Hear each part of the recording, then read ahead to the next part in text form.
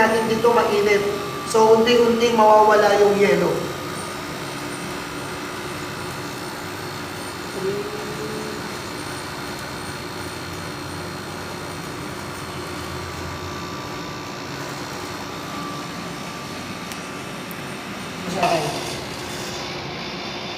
Okay, so unti-unti nang nawawala yung ating yelo. Ayan na, nawala na yung ating yelo dito. Ibig sabihin, ayan na yung time na pwede na tayo huminto ng pagkarga ng ating refrigerant.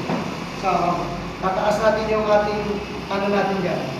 Ayun, 4.3, 4.5. So, ang karga natin dito ay nasa around 55. 50. Alright, so, kung katulad nito, 50, 4.3, nawala yung yelo, pwede na tayo huminto kasi 4.4 na. So, ibig sabihin,